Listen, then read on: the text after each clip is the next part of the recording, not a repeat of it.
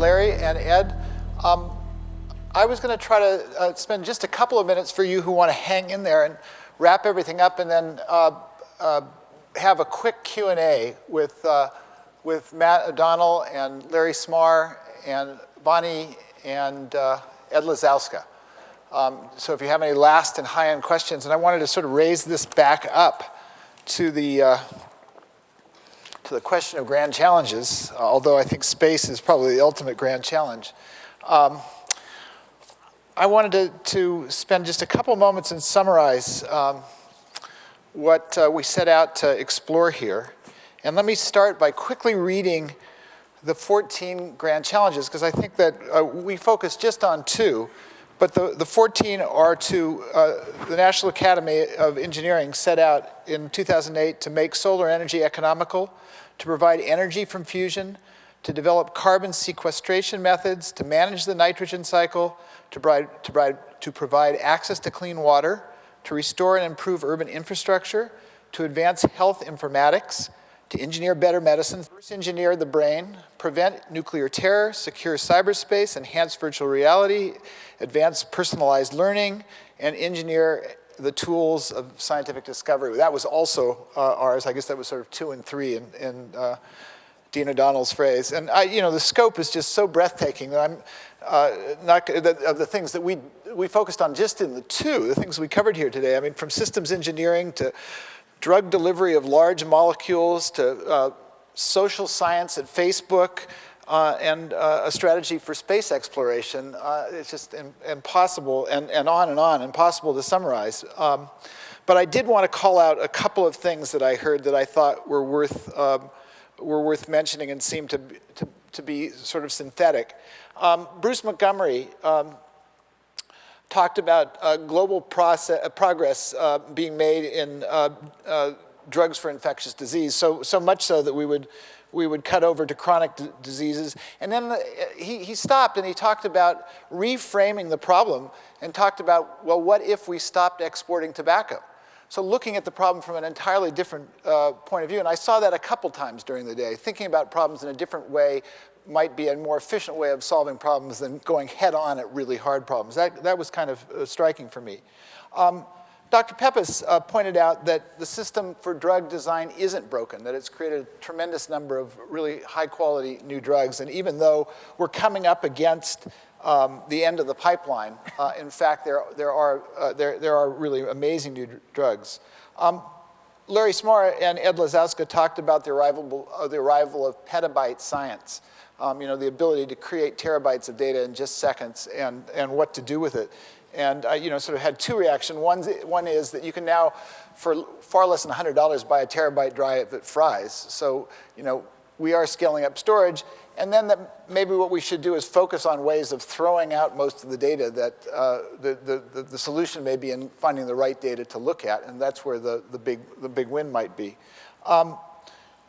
Ed talked about sort of the 3 things that happened in 1969, Woodstock, the moon, and the internet.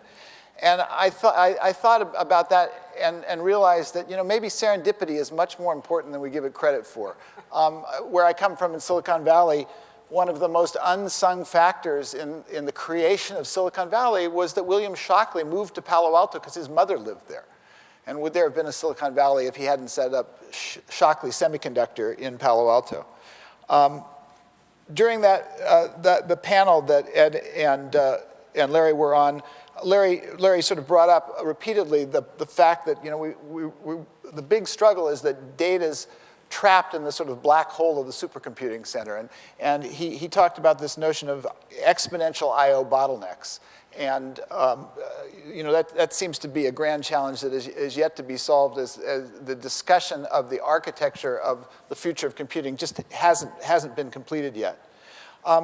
There was this moment where we contrasted the university and the industry and the way science is pursued in both of those. And I thought that Alon Halevi's point, in which he said, academic scientists can't pay, but they are creative, was perhaps more profound than it actually might have been, because perhaps there's some natural relationship between that. If you have money, maybe it sort of makes you dumb. I don't know.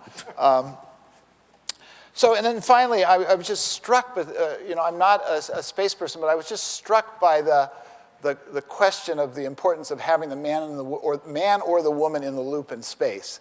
And when Bonnie posed sort of the necessity for having a human being in the loop in human spaceflight, she was talking about robots of a generation or two ago. And I was thinking about, well, what if you were to invest $1 billion in developing really smart systems, or maybe $2 or $5 billion? Certainly the payoffs on Earth would be extreme, and I was wondering if we couldn't do some of those things that we may not be able to do because the political will isn't there, and I wanted to propose that as one of the questions to talk about in terms of grand challenges. So let me start by asking the panel, of those 14, one, are they the right grand challenges? It feels to me as if this was a group of sort of targets that was put together by committee. And let me contrast that the way I remember the great breakthroughs. I remember reading about the way the great breakthroughs were made by DARPA in the 60s and 70s, where you'd put one smart guy in charge like a dictator, and he would do the right thing. Does anybody have, Matt, you said you had some quibbles last night about some of the... so we talked about this a little bit at the student session yesterday, is at least in the medical areas, that the past 30 years, what we've seen a lot in engineering new medicines are devices and drug device systems integrated together. And over that last 30-year period, the last generation, life expectancy in the developed world has increased by 10 years, and it's almost a direct result of our management of cardiovascular disease.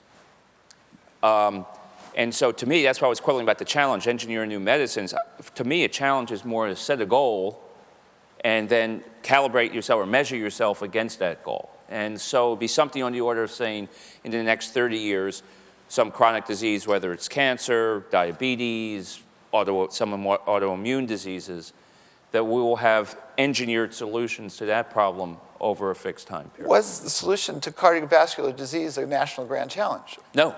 That's not saying you're looking backwards. I see. But you look backward, so if I was going to pose a grand challenge question, I would look at something that I would consider a grand challenge solution now and work backwards and say, what would I have asked to do that? So in the biomedical areas, the biotechnology areas, I would ask it in terms of a disease state, at least for the moment, as one of the challenges. And then what do we need to engineer to solve that disease state? Yeah. So to me, that's the challenge. It's like the DARPA challenge of get 100 miles and, that type of thing. Ed. Let's remember where this came from, and that is that at the end of the last century, right, 2000, 2001, the National Academy of Engineering got a group of folks together to say what were the 20 greatest engineering accomplishments of the 20th century, right? And that was a remarkable list. It included obvious things such as computing, the semiconductor, space travel, the highway program, the automobile, air travel, but also perhaps some unusual things. For example, home appliances, which if you think about it, completely changed, refrigeration, for instance, completely changed the way people lived their lives. And so it was a list of 20 really remarkable things. Clean water was among them, right? And a phenomenal list of 20, and it's a website and a coffee table book that's just utterly remarkable. And I think then it was inevitable that they would get a group of people together to say, okay, so what's going to happen in the next century? And it was, of course, a committee, and you're absolutely right that individual visionaries create the future. Committees never do. On my other netbook, not the one I have here today, I have one of those little netbook skins that comes from the company despair.com. It has a photo of a bunch of hands clasping in sort of a star shape, and it says, committees, because none of us is as dumb as all of us, right? And at the same time, I think that many of these grand challenges, although they aren't what you would have picked or any of us would have picked, are tremendous goals. Clearly securing cyberspace is something we've got to do. That's just as an example. It seems clear to me that in biomedicine, what our friend Lee Hood calls P4 medicine, the personalized, predictive, participatory, and I always forget the fourth P, is going to be absolutely revolutionary, you know, the genotype-phenotype correlation that results from genomics. And that, by the way, is a big data problem. What I really like about these 14 grand challenges is, personally, I view half of them as having computer science at their core. So I'm totally in favor of the list. And I'm in favor of having aspirational goals. When I think of space travel, the important thing is that, to me at least, is that there's something about humankind that wants to be exploring. And space is one of a small number of frontiers left to thoroughly explore. And it, of course, generates all kinds of engineering triumphs, but it's really the human triumph and the human aspiration that makes it worth pursuing. It's not, you know, you don't measure this by Tang or Velcro or knowledge of bone diseases or bone deterioration. You measure it by, honestly, what it does for the human spirit. Larry, should we put attach prizes to the grand challenges to put an incentive structure about them? And does that mean focusing on them more, or you know, there's not a prize structure here in what the National Academy has done so far, the way there has been at DARPA that's gotten this explosion of activity. Right, and there's also, of course, the whole X Prize, which has now broadened out into a lot of these kinds of things. And I think those are all good, but you know, in the end of the day, you're talking about incentives. And I guess what I think as I look at the 14 is, if you look at where we're going with climate change, because of the continued use of the atmosphere as a dumping ground for greenhouse gases, that there's a pretty big incentive to, for instance, get off of this high carbon economy we're on and to rapidly get to a low carbon economy. Because if you look at the likely catastrophic effects on where people live, grow their food, get their water, if we continue down the road we're going of continuing to say go from where we are now is 390 parts per million to say that what the MIT study shows is business as usual will be 900 parts per million of CO2 in the atmosphere by 2100, just allowing the Earth economy and bringing more people out of poverty in China and India to happen. Then you get that by 2050, to avoid that, you're going to have basically double the energy budget of the Earth, so add another 10 terawatts. Now, the engineering challenge that you then derive is, how in the world can we get 10 terawatts deployed in only 40 years? That's only 15,000 days. And that means essentially a gigawatt a day, which means a full-scale nuclear reactor a day, 1 million solar rooftops a day have to be put in place, or else we're going to cook the planet and change the climate in a very deep way.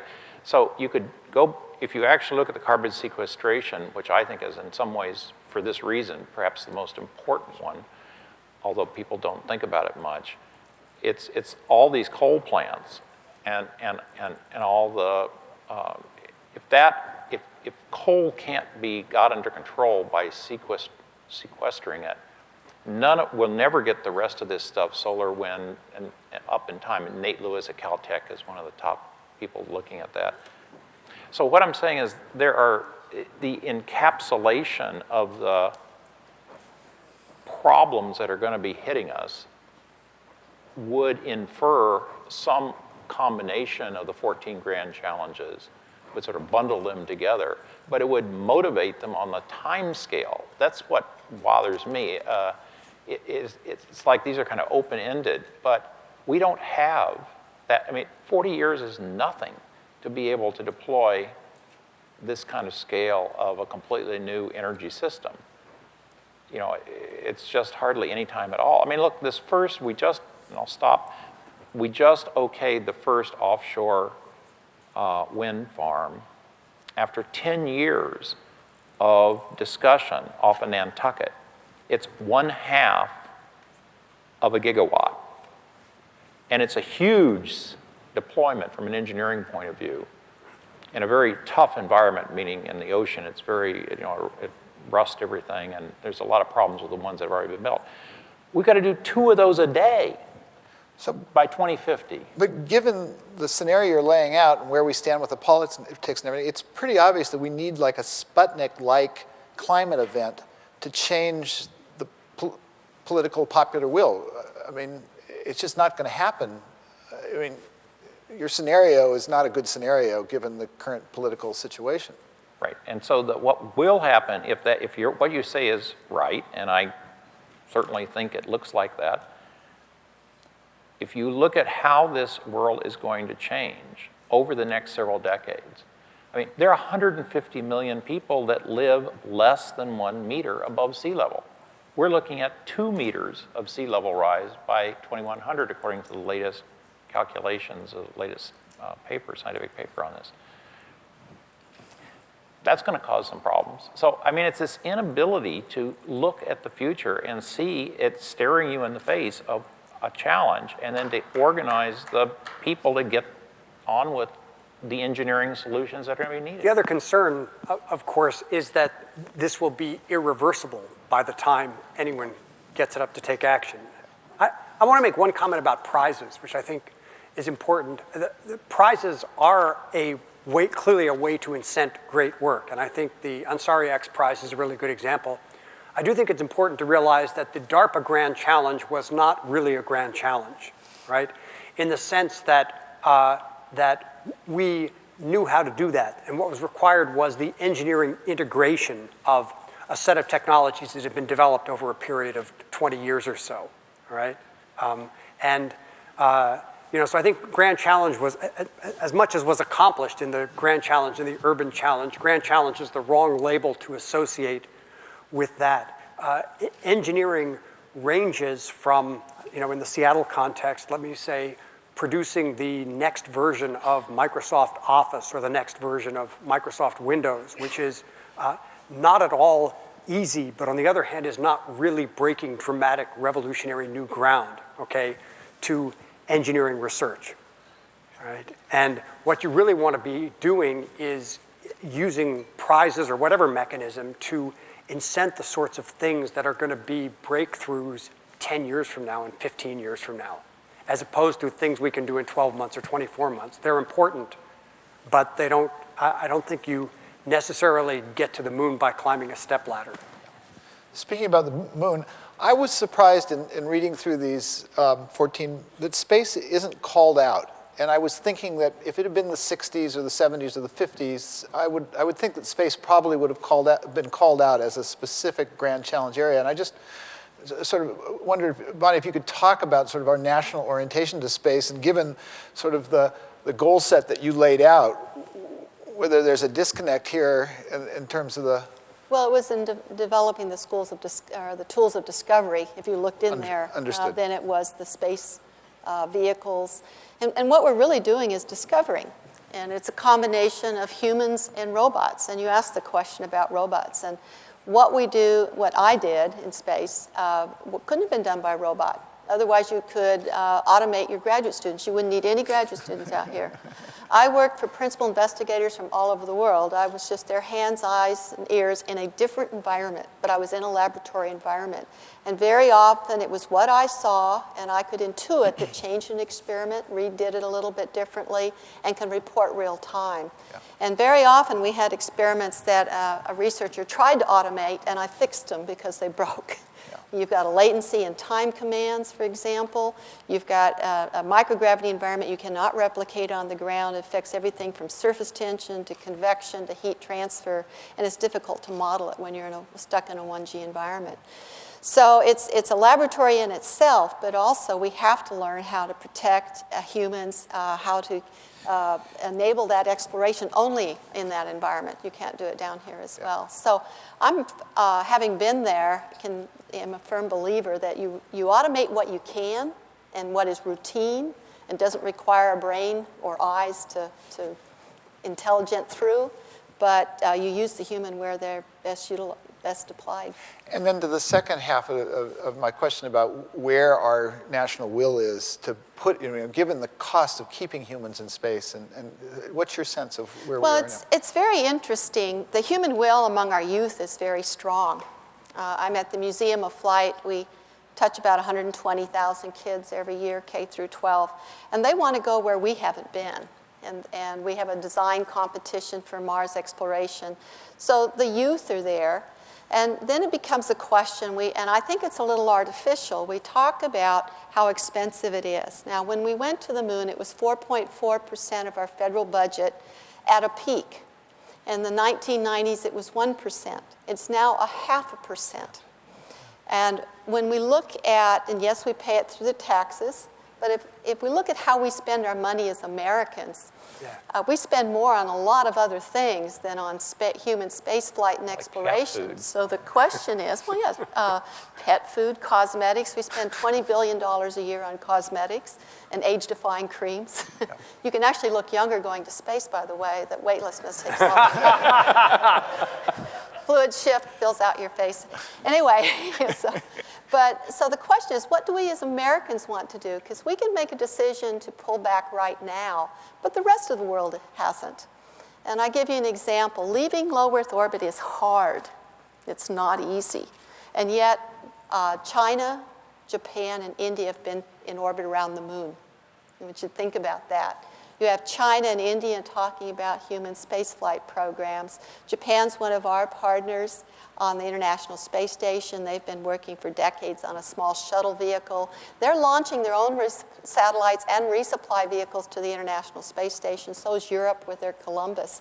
These are all nations that are interested in going beyond low Earth orbit. So we need to ask ourselves in this century, the 21st century, where is America going to be? What is our investment going to be? And what is our relative value system in terms of that investment? Okay. So I just want to comment that what you've described is pervasively true, all right? In Larry's and my business, the Ocean Observatory Initiative was conceived really originally by John Delaney here in the Northwest. The Canadians deployed their version of this 4 years ahead of the United States, okay? Neptune, Canada, the regional cabled observatory. Canadians just appropriated $60 million and did it while the United States debated for an additional 5 or 6 years. They're up and running. If you look a few years ago, the United States talked about a program to envision what I'll call a next generation of internetworking. And there are major programs now launched in Europe and Asia, and there still isn't one in the US in a serious way to allow experimentation on what the future of networking might be. And if you scroll back a couple of decades, there was a major Japanese program in artificial intelligence. That one happened not to be successful, but the 5th generation project. But again, it was a very bold attempt. So I think that in general, our will to invest in the future in this nation, whether it's the education of our kids or the future of discovery, is surprisingly, stunningly, distressingly limited compared to other nations.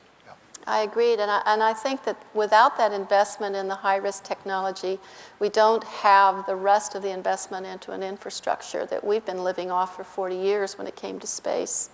Right. Let me invite anybody who'd like to ask a question to come to the Michael. I have to be taller. I want to make a point on supporting Bonnie's point about the finances with a little bit of a twist. We did have 4.5% of the national budget for space back then at the peak of Apollo. Of course, that was an entitlement-free budget, so I'm not sure that there's a little change in the comparisons. A better comparison might be relative percentages of domestic discretionary budget, but leaving that aside.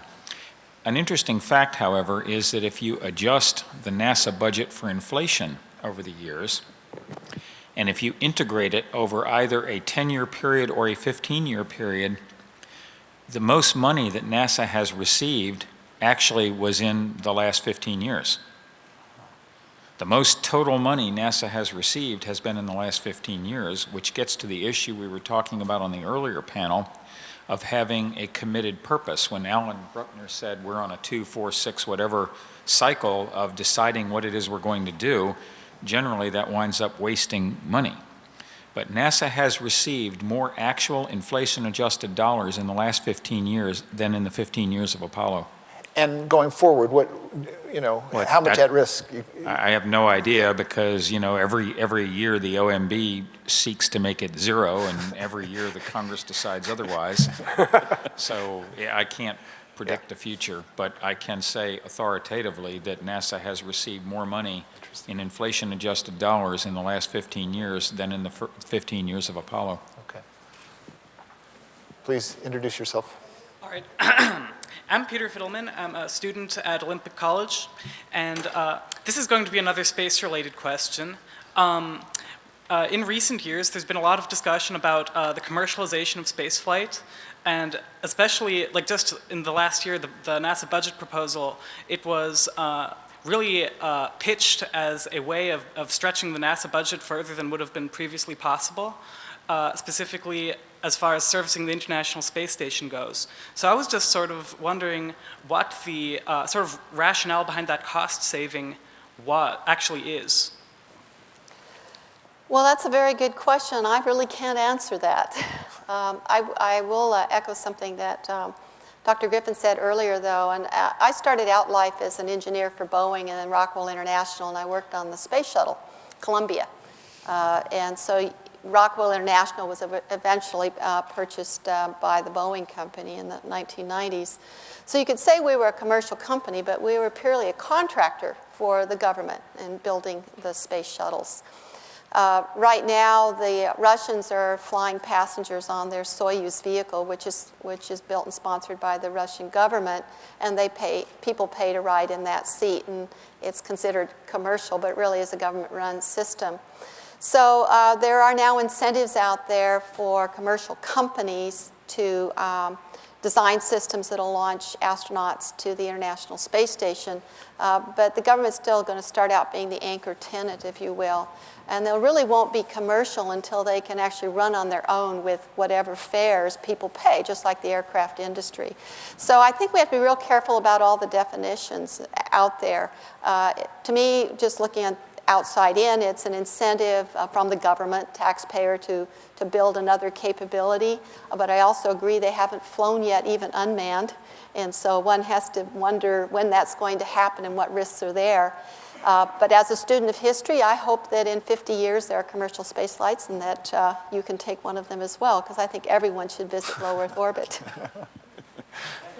I'm Molly Blank. I'm a junior at UW. So I'm going to be a mechanical engineer. And I find myself facing the inevitable and unfair question of now what? I look up at these problems and they're very tangible in that we feel the effects every day. And yet they're abstract in that we don't know how to solve them. So I find myself struggling with, do you grab the bull by the horns, find a big problem and try and wrestle it to the ground, risking failure and not leaving an effect? Or do you find a more tangible problem that you can solve and then risk not making a dent in it? So what would your advice be to baby engineers who are trying to figure out where to start? I'll try that one. Do both. Because I think for most people, and I'm sure over these folks' careers too, is what you thought was a large, important problem turned out to not be so, and what you thought was a very focused and highly defined question turned out to be a major issue that went along. So I don't think trying to go into it with that kind of decision up front is necessarily the right way to be thinking about the problems. We should be thinking about the problems which are most interesting to you and also that will have impact. But the level of impact is very hard to judge going in from the beginning. I don't know what others I think it's really important to do what you personally are excited about and you believe in. And that will motivate you in a way that nothing else will. And so find something that really sparks your interest, or there's a professor that you really like working with, and just go after it. Because in the end of the day, I mean, I started out as a pure mathematician, and then before long I got into solving general relativity, and then before long that led into supercomputers, and then I was doing relativistic astrophysics, but then the computers got to be such a big deal that I decided, okay, we need to find supercomputer centers, and then I gradually became a computer scientist. And so, you have no idea where you're going to go other than you have to follow your own nose to get there. And I just might add that, one of his labs that he created did basically give us the World Wide Web, so it does often have sort of a magnifying payoff if you follow your passions. Hi, I'm a senior in mechanical engineers at the University of Washington. And the position that I find my generation in with water, food, the energy problem that we face, our health, all of these challenges that are identified, I wonder what we can do not only as citizens, as students, but as engineers, how we can affect our government and public motivation to invest in finding these solutions, to have our governments spend the money necessary in health and in medicines and in energy investment. What can we do as engineers? What would be your recommendations for us, as well as the National Academy of Engineers and our government and the governments of the world? Ed. Yeah. Let's see. So I would think about what you can do as a citizen and then think about what you can do as an engineer.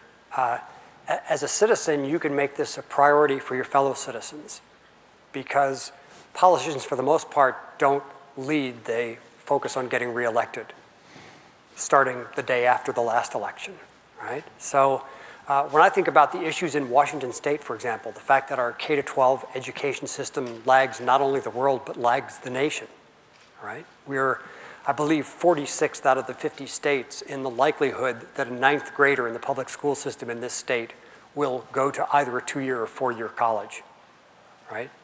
Only 3 states underperform us. On and on. Same with our higher ed system, right?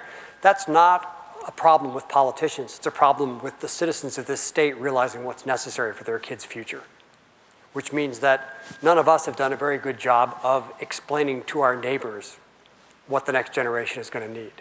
Right, and I think following on with that, we're absolutely doomed if, as a society, we allow not just the politicians, but the political pundits to act as if science and engineering is completely arbitrary and can be played with as a political issue.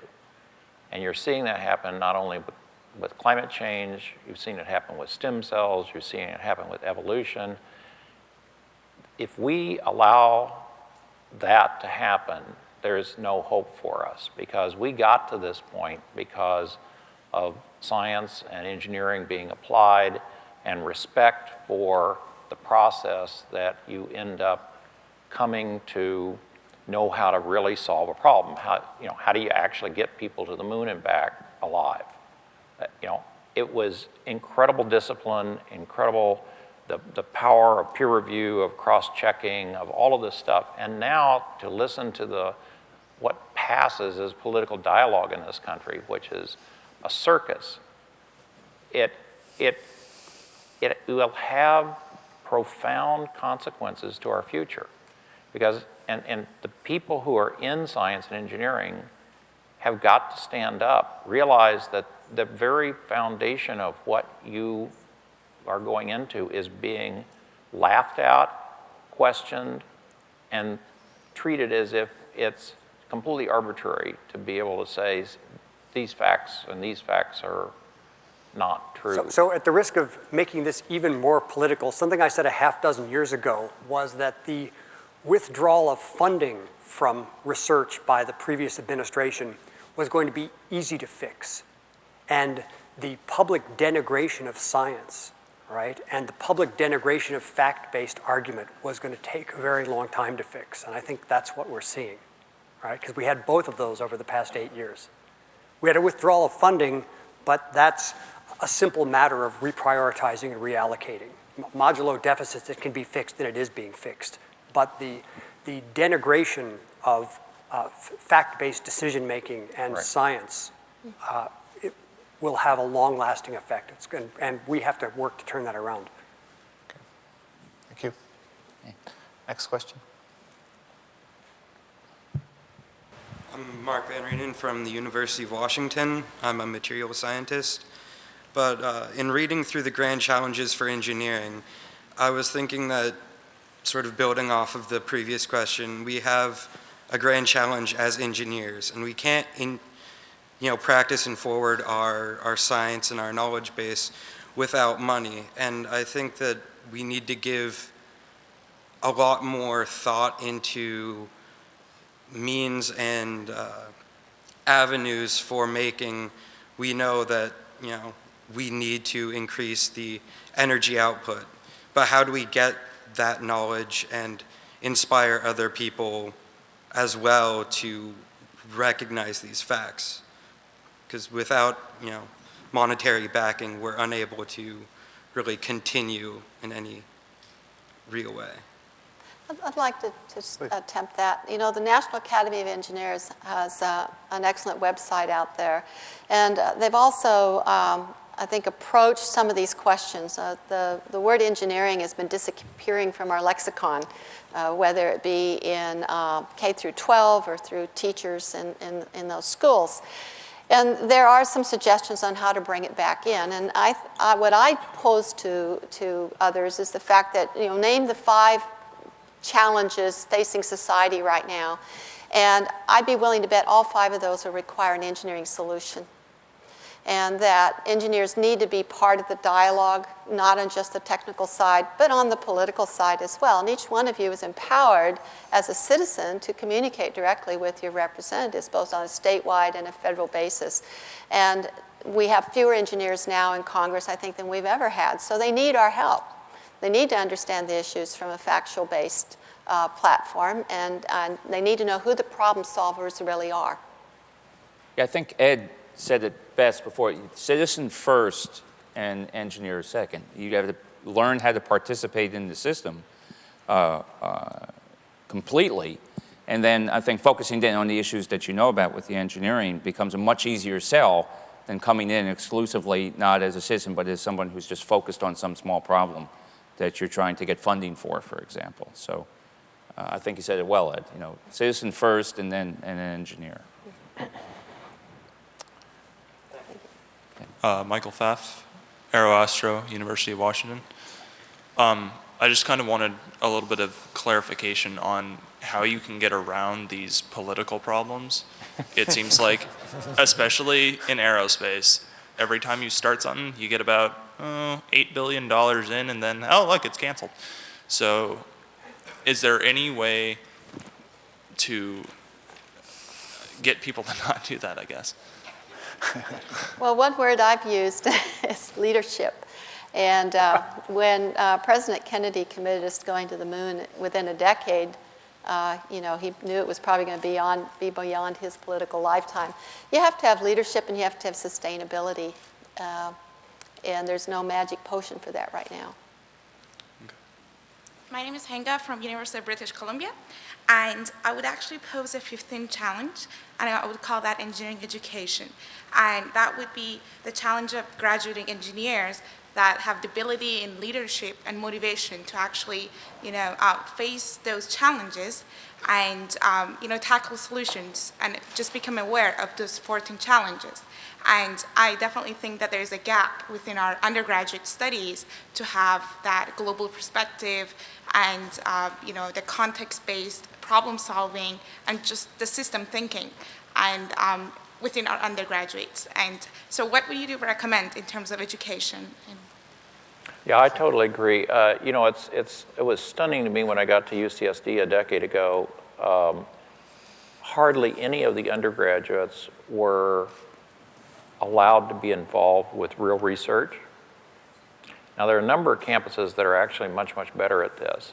But I think essentially any engineer or scientist ought to be required to, as part of an undergraduate, to be working with a professor, be in a lab, and understand what research and discovery is about, as opposed to just taking courses and learning things. It's a totally different thing. So one of the things our institute has done is we have a summer program for 20 undergraduates, and we're in our 10th year now, so we've gone through several hundred undergraduates.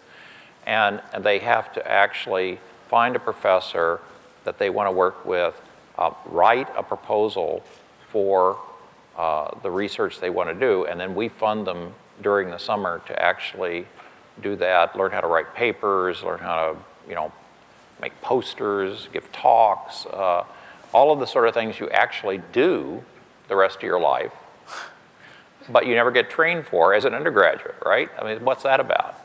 So that was something I think we could easily change, and I've always felt that bright undergraduates are some of the very best people you can get to work because they have such fresh minds and they've got so much energy, and we're just leaving a lot of innovation on the table not to have them involved, and I think it would really help them later on in life as well. Just one other quick comment.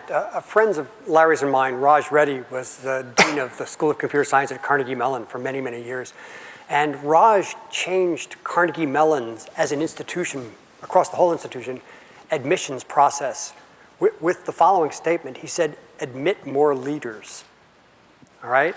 That is, if you admit by the numbers, and of course, academic performance is important, but you may not necessarily be selecting for the leadership capabilities that are going to bring the country and the field to a new level, right? And I think, honestly, selecting for leaders as well as people who are technically capable is critically important. And I have no idea how to teach leadership or how to draw leadership out. I know that it's not necessarily demonstrated by having run the high school student council, much less the faculty senate. But on the other hand, there is something about people who exercise leadership, and we have to make them engineers and scientists, because we need engineers and scientists to be leaders, not just political leaders, but technical leaders.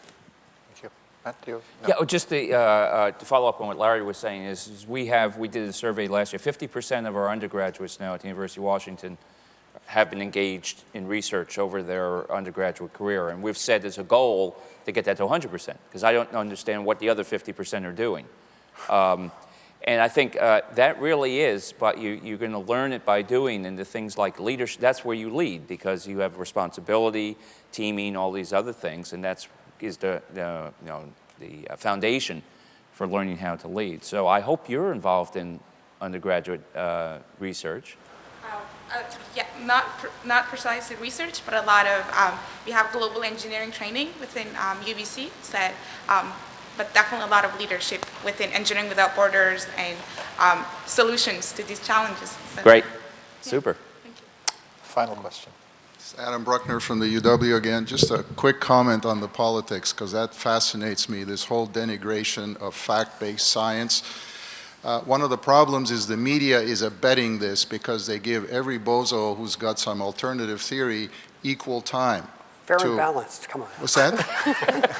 Not only equal, but more time sometimes. And I think what we have to do as scientists and engineers is a better job of dealing with the media and getting them straightened out. And just to close off, a high-placed government official in Europe, whose name I can't think of right now, was engaged in a discussion about this problem in the US, about the politics against fact-based science and so forth, and he said, well, we have fools here too, but fortunately here they have no political power. So. Okay, a final question. Maybe I can leave the audience with a positive note. First of all, I really thank everyone for wonderful insight that they gave us. In 1967, I was 69, sorry, I was a high school student, and I saw how Apollo 13 came back. So I don't want to tell this story again. That was a great accomplishment. As a high school student, I said, I have to go to the United States. I was in Turkey, and get a PhD, and probably stay here. So I have been professor in the material science department for the last 25 years. And about 15 years ago, I came upon this idea that perhaps Nicholas Pappas already talked about how important biomimetics might be in the future.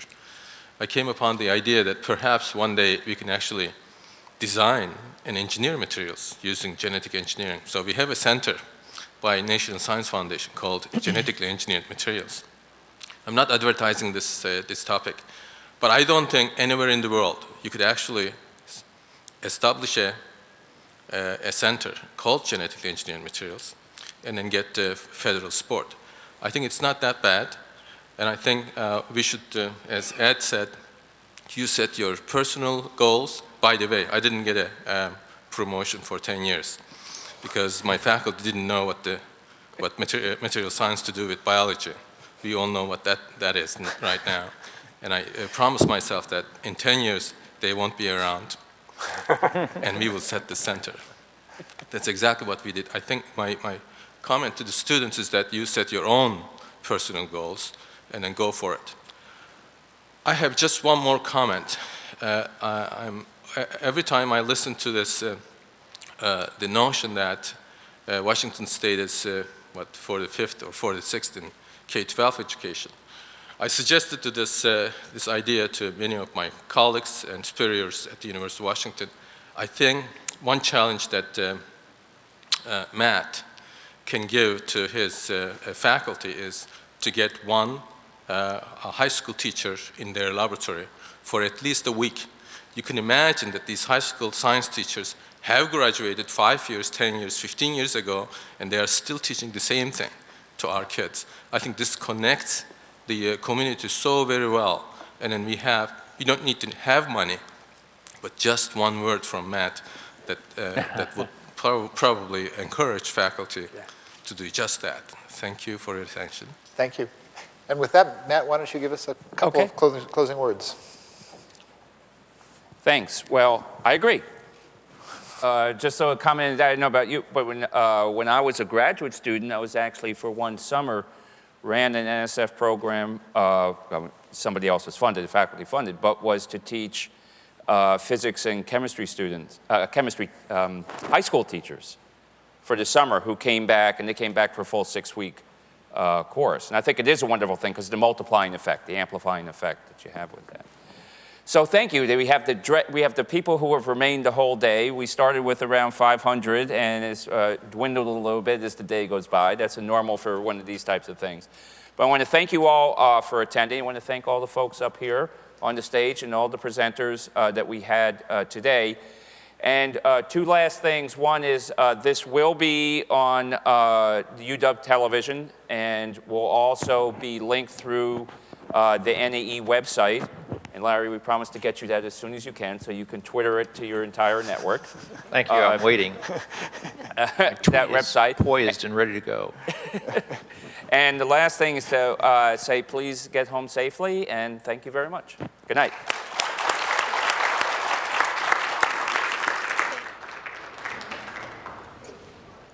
Hi, I'm Matt O'Donnell, Dean of the College of Engineering at the University of Washington. And thank you for tuning into this series. We were very excited to have over 400 participants at the conference in Seattle this spring, with students, professionals, faculty, educators, a wide range of people to discuss a number of the grand challenges that we have for society and for engineering. We focused on two of these, which one was engineering new medicines and other was engineering the tools of scientific discovery. So the engineering grand challenges were set up by the National Academy after about a year's worth of study by a number of panels to look at grand challenges, that is, problems of a global scale affecting society in the 21st century. These panels came out with a set of challenges, 13 of them in total, which focused on the major issues facing society in the 21st century: energy, water, health, security, infrastructural issues. By highlighting these 13 challenges, the National Academy was trying to get interest and excitement at the engineering contribution to the solution of these challenges as we move into very trying times in the beginning of the 21st century. We were real excited to host one of the 5 summit meetings that happened during the winter and spring of this year. The reason for it is we first of all wanted to get a really lively discussion in the tech community in Seattle about a number of these grand challenges. But we also wanted to expose the riches that we have in Seattle and our tech communities to the rest of the world, especially in information sciences, life sciences, and aerospace, which is why we picked the 3 panels that we did and why we were able to have such lively discussions because of the interest in these 3 topics in our area. All 13 challenges are really geared to where society is going in the 21st century. But a key part of what's going to happen in this century, as we know, is the transition of developing much of the developing world into developed societies. So many of the challenges which address things like water, environment, security are going to be even greater challenges in the developing world. And so this focus on these 13 topics can have a special emphasis in developing technologies and systems for developing world. I hope that this conference, as well as all the summits around the country, got people, professionals, especially students, thinking about engineering as attacking grand challenges rather than engineering just solving mundane problems. And I think what we heard about in the spatial exploration, in the e-science, in the engineering new medicines, was such that it really got the audience charged going away. And this is really what I hope for in this TV series as well, is that viewers will come in and feel that same kind of excitement, that same kind of energy in the discussions, and leave their viewing charged in the same way as we were when we left the meeting. If you enjoyed viewing the panel discussions that we had at the Seattle meeting, I encourage you to look at some of the panel discussions from the other 5 summits around the United States. You can find them at the following link, www.engineeringchallenges, that's all one word, .org. If you want to learn more about research and educational programs in the College of Engineering at the University of Washington, please visit our website at www.engr.uw.edu. Thank you.